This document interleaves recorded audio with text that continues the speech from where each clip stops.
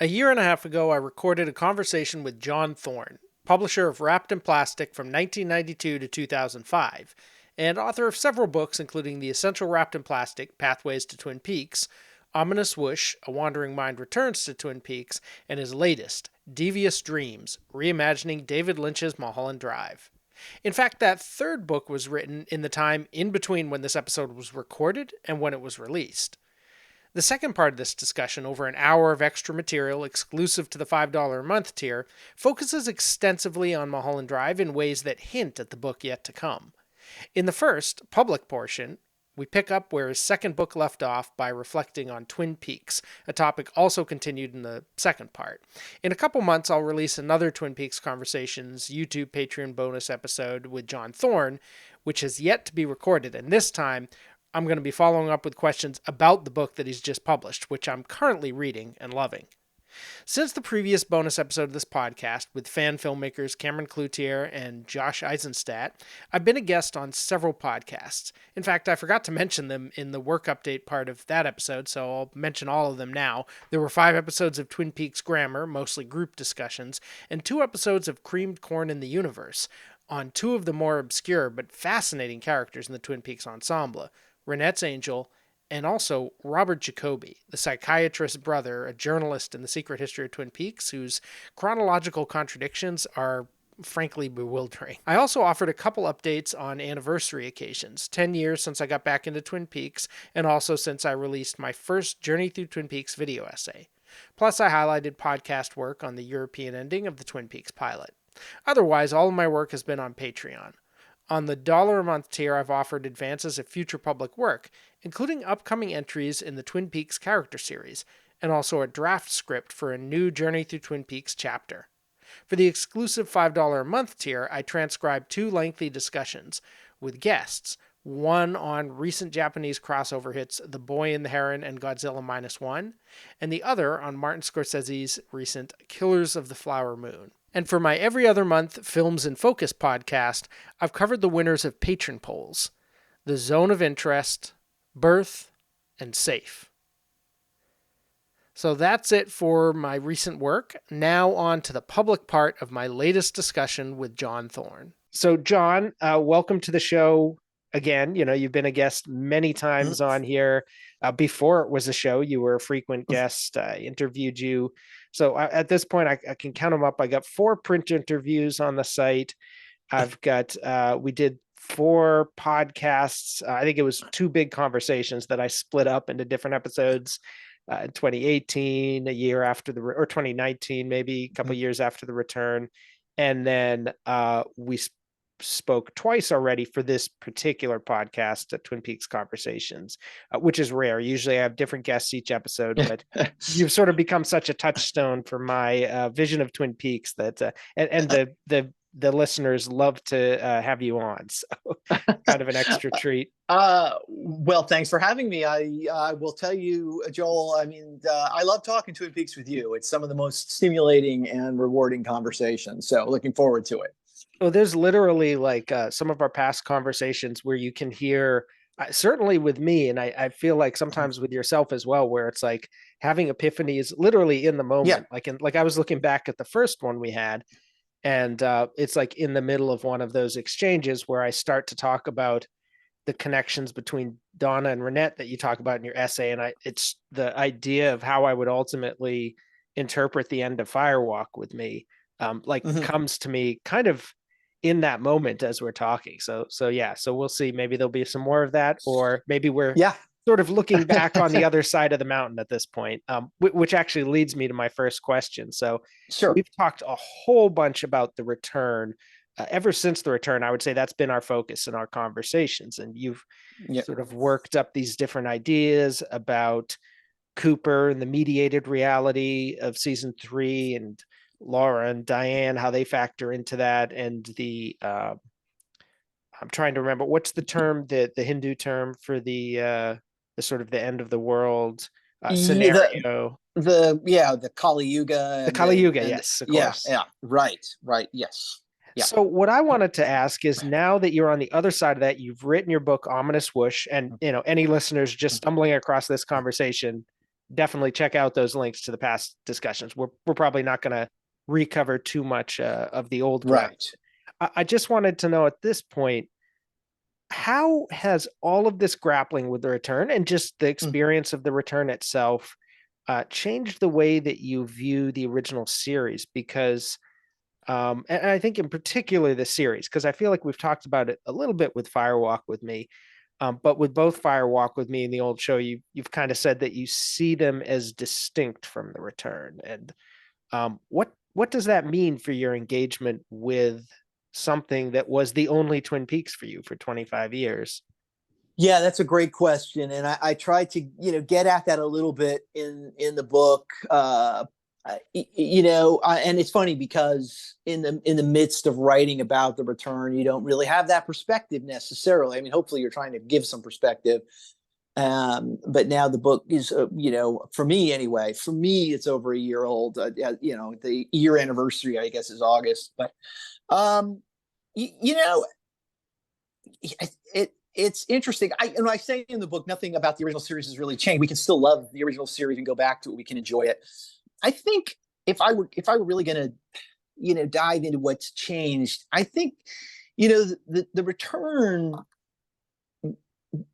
One of the themes of the return is the passage of time, and then how time, and whether there had been a new Twin Peaks or not, the very fact that we were this far away from the original Twin Peaks and Fire Walk with Me, we're just different people than we were. Well, for me, it's been 30 years, over 30 years, 33 years since the pilot aired. Um, I know for other people, Twin Peaks is still a relatively new thing, or they discovered it only within the last 10 or 15 years or whatever. But for me, uh, time changes me, and time changes the way I guess I look at the show. Um, it's still an amazing, powerful, rewarding piece of art. I'm wondering, maybe the fact that you see them as such distinct entities renders this question kind of moot, but do you feel like when you go back and you watch the original series, does it feel like a center of gravity has shifted somewhat? Like I think you could argue Firewalk with Me kind of does that with the original series, and maybe even something like the Log Lady intros, where it makes them feel Yeah, more like sure. they're part of a full, complete experience, however messy. And then to me, at least, the return almost opens that up a bit again, where it's like it brings a little bit of the messiness back into it because now it no longer has this neat climax. But do you feel that sense of a shift, like you watching them and you're like, I now feel like I'm further afield from the center of Twin Peaks than I Um, used to, or I guess not. I mean, I guess I put myself back at the beginning Mhm. of the story, and I don't put myself back literally the beginning of the fictional story. I put myself back at the beginning of Yeah. the production. That it was written and filmed, and this is how it started, and then it went this way, and they didn't know which way it was going to go, and so I keep that in mind. That Lynch and Frost don't know where it's going. So if Lynch and Frost don't know where it's going, that doesn't matter if I know about Twin Peaks: The Return. They're going to discover that later. So I can still watch the pilot as if it's just the pilot. But you mentioned Fire Walk with Me, and you mentioned the Log Lady introductions, and having experienced those, because I've argued that Fire Walk with Me is Lynch saying, you've got to go watch Twin Peaks again now with all of this in mind. You have to watch it with a different frame of mind.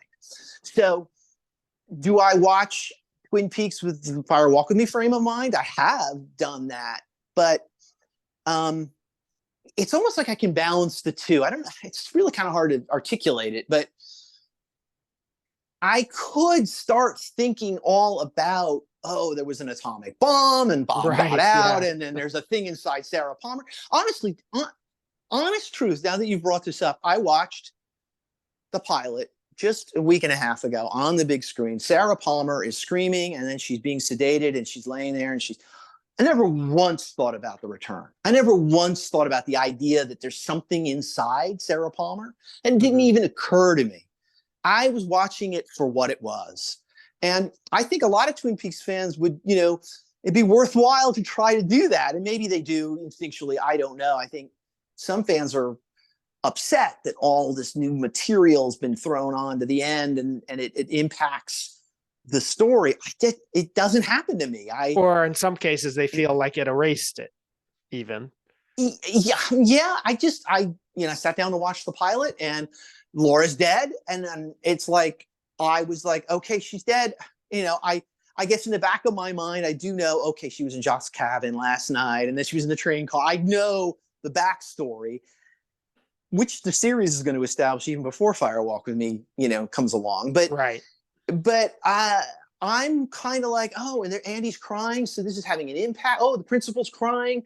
Oh, everyone's finding out. Oh, yeah, I'm as if it's unfolding for the first time, even though clearly I know what's about to happen and I know what the backstory is. I doesn't it doesn't subtract anything from my experience. It really doesn't. Interesting. One question that I actually had, again, going back and listening to all the stuff we previously recorded or released,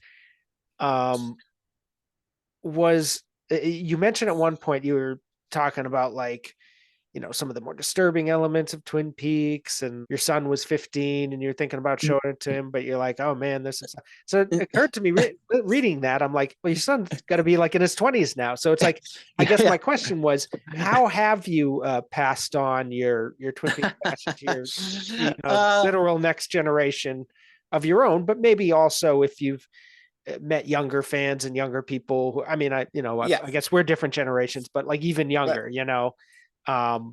who are like getting into this world. But yeah, I guess specifically your kids as well. Like, did you ever show your son Twin Peaks? So that's a great question. And my son is now like 23, I guess, or 24 or whatever he is. So he's gonna be 24. So yeah, he's quite a bit older than then. First of all, I just, kids are funny because whatever the father's into, they don't want anything to do with. So, right. So my kids are, they're not they don't know much about Twin Peaks. I mean, they haven't watched it. They just, they don't want to give me that. So that's fine. That's absolutely fine. Although I'll tell you a little quick, really silly anecdote to side story. My daughter, who's older than my son, so she's in her later 20s. She was out with a couple of friends at a nightclub somewhere, and they were in a booth, chatting and visiting. And her one friend knew that I had done the magazine, and so that friend told the second friend, "Hey, Sarah's father used to do a magazine all about Twin Peaks. He interviewed a bunch of people." And somebody behind them turned around and said, "I'm sorry, I'm eavesdropping, but you're talking about Wrapped in Plastic." Oh, that's and great. So my daughter texted me and she said, "I got to admit, I felt kind of cool," which for me, I like screen captured that. And that's great. Hang it on the wall. I said, "That's it. I'm done. I did it. I don't have to. I don't have to do any more." That's funny.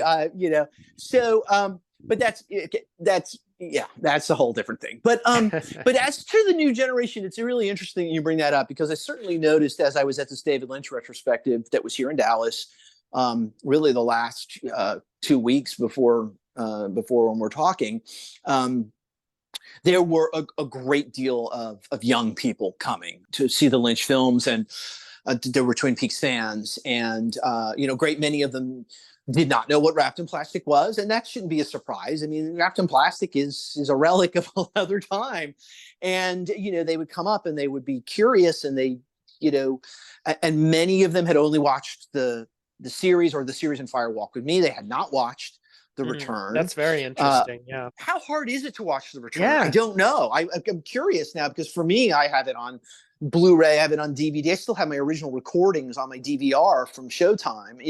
I can just go watch Twin Peaks instantly if I need The Return, if I want to. And I needed to when I was writing. But if I'm just, a new fan of Lynch and I'm watching Twin Peaks, the old series, and I want to watch The Return, how do I go get? I guess you can still buy the Blu-ray or the DVD. I know you can't buy that super deluxe box set or whatever, but I guess you could do, but you'd have to spend money to do that. Exactly.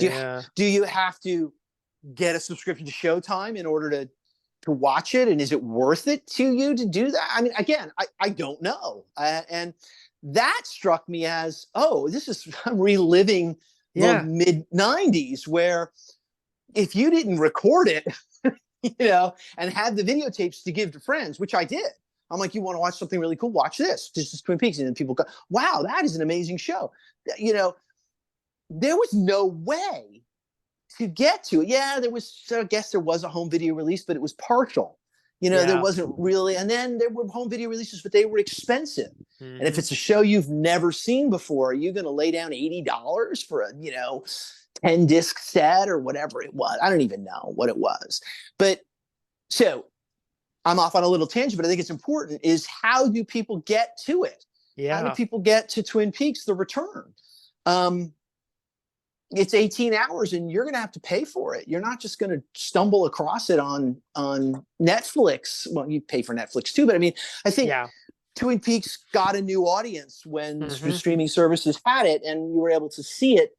So that struck me. There were a lot of young fans, but as I was not surprised, and I've written about this, I know that every new generation, everybody who's interested in film and challenging storytelling, there's going to be people who want to know about David Lynch, and they're going to want to know about Twin Peaks. It's not going to be a big audience, but I think it's going to be a constantly renewing. It's always going to be there.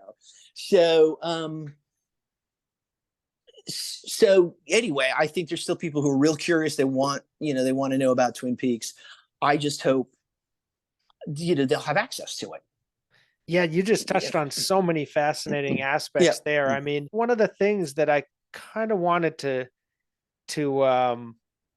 think about as we were having this conversation, again, we're coming up on now almost 10 years since we first spoke, which was the year that the Missing Pieces came out, the year Yeah. that I think both of us really got back into Twin Peaks, Mm-hmm. in our various ways, and that the return was announced and all of that. So it's now we're coming on a decade past, and so I wonder, what things have changed, what things are new, what things are sort of returning, and it does feel like we're kind of um, skating on the edge of a larger phenomenon. I feel too, which is this kind of elasticity of like media consumption and the patterns of it, the specific titles. Mm-hmm. We were in a golden age of accessibility, and it seemed like that was a door that only opened, it didn't close. Mm. And it feels like it's closing right now. It It feels does. like they've found ways. I mean, first of all, the DVD Netflix, which for me, most people moved past that years ago. Mm-hmm. I kept using it. It's a really the only way to find a bunch of films, Mm-hmm. and it's like an easy place to access them all together because they're not, and you're getting a piece of physical media. Right. Still this Right. relic of this earlier understanding of ownership of media, even though you're renting it, but still, like, you Yeah. have something in your hands, and that's going away. They're ending that in September, and it just feels like that that moment of like early 2010s sort of tech euphoria of like democratization of the internet Mm. has it's really turned. And it's interesting to see how Twin Peaks has its place in that phenomenon. So we're now at a place where the scarcity has been sort of reinforced, and oddly enough, it's the new material that's hard to see. Like you said, I don't think, is it still on Netflix? I think it's still on Netflix, right? Twin The Peaks. original series. Yeah, or Is it's it? at least on You know, Amazon. It's like pretty accessible. I know people who've streamed it. that's a Recently. great question. I'll check on that. When we're done talking, I'll take a look. But I do believe it is a little more accessible. Well, I know it's got to be Yeah, more accessible than The Return, because The Return is Showtime owns it, and I don't have a subscription to Showtime anymore, so I don't know yeah, if I could. I guess we could ask someone who does and see, can you go watch Twin Peaks: The Return if you were going to come to a call. But again, yeah, I'm just good. I don't want to reiterate the same point over and over again, but man, you're asking someone to have a subscription to Showtime in order to watch that, yeah, and exactly. and and How strange. you know So yeah. you're going to end up, I think it's everything sort of passing through the eye of the needle and coming back, coming out on this in this place that everything is sort of changed, but is somehow similar to what came before, or like a repeat version or an echo of it. So it's interesting to me to think about this generationally as well, because you're Gen X, I think, right? What you were, Yeah, 64 or that's a funny question that you asked me, Joel, because I don't know, and the reason why I don't know is everyone says, and yeah, if you want to put this out on the podcast, you can. I don't care, but it's also not yeah, really relevant to anything. But I was born in '64. Well, yeah, everyone says, well, that's the last year of the baby boom. But everything that Gen X people talk about, in terms yeah. of memories of childhood, is like, well, that's all. I don't remember Howdy Doody. I don't remember, Yeah, right. I don't know anything about that. I remember stuff from the '80s, Yeah. and the '70s. But the '80s, is a big thing for me. So I don't know what I am. I well I guess in my definition, you are a Gen. I've got a whole thing about this. I made a whole post about yeah, generations I think I saw it. Yeah. organized. It's like, to me, it's got to be even. It's got to be 17 years for each one, right? Mm, Like otherwise it doesn't make okay. sense. You lose the comparison point. But so I put 63 as the start of the Gen X. I mean, how could Keanu Reeves not be Gen X? That doesn't make any sense to me. Yeah, it's crazy. It's crazy. Oh, he has I've to often be. thought if I was gonna have like an autobiography, Yeah. I was gonna title it. It was gonna be "In the Shadow of the Boom," Yeah. because I feel like the baby boomers were such a powerful Yeah. influence on the way I consumed stuff, and yet I really wasn't part of it. Yeah. The things that were so important. I mean, I watched Gilligan's Island, and I watched Batman, and I watched I Dream of Jeannie, but it was all in syndication after school. That's how I watched. It wasn't on prime time. I was 2 years old. Yeah. So anyway, I don't know. Yeah. So that But is a that's yeah. I would put you on the older Gen X side. I'm on the Yeah. older millennial side. And Yeah. now you got another generation. It's like each one kind of has their own experience of Twin Peaks, and the boomers do too. I feel like the boomers were kind of the core audience when it was like a big phenomenon initially. And they kind of, a lot, I'm Yeah. generalizing here, but they Sure. kind of fell away when it was no longer hip. And it seems like the core fans who stuck with it were mostly Gen X through the years. And then the millennials kind of came in at that, again, that golden Uh-huh. period of accessibility when the gold box and streaming and all that. Yeah. And so now I find myself wondering, because most of the people I talk to are, I would say, mostly later Gen X and early millennial. So they're sort of within my broad range. Mm-hmm. I, occasionally will talk to somebody who's like younger, and I kind of wonder at this point, millennials are now in their late 20s. You got this other generation that even when the return came out, they were pretty young, because that's 6 years ago now. Yeah. So Right. people coming into it now, it's like a third or fourth or whatever wave of the fandom. It's a whole new Yeah. thing now. Yeah, and I saw them. Very young people. Definitely. I mean, in their, maybe even late teens, but certainly early Mm, 20s, coming to see the Lynch stuff. yeah. And there was one couple there for sure. I spoke to them, and they both said, we've watched this much, but we haven't seen the return. And I think Yeah. that happened more than once. So yeah, I don't know how they're going to see it. Got to go I see hope the they do. 4K screening, I guess. Well, I mean, but even think about it too. The Yeah. commitment of 18 Oh my hours. God. Yeah. It's different. It's a different. It's a different kind of show to consume than the original series was. Now, because the original series did have ebbing and flowing of plot line. I mean, I know they didn't want to resolve the murder mystery, but it does get resolved. It gets resolved, only 7 episodes into season 2. It's resolved, and then there's other plot lines that are carrying it forward, and it's an easier show to watch and to stop watching, I suppose. You're like, okay, I got as far as I want to go. I'm going to stop it, but you can't do that with the return. You start it, and it's a commitment. You got to watch it, all the way through to find out what's going to happen. And I just, I don't know. It's a great thing to think about. How do people consume it? I guess you've got to have that enthusiasm coming out of your new discovery of Twin Peaks. So you watch the series and you watch the film, and then um, you got to go to that show somehow. So Blue Rose has slowed down a bit. The Ominous Whoosh is finally written.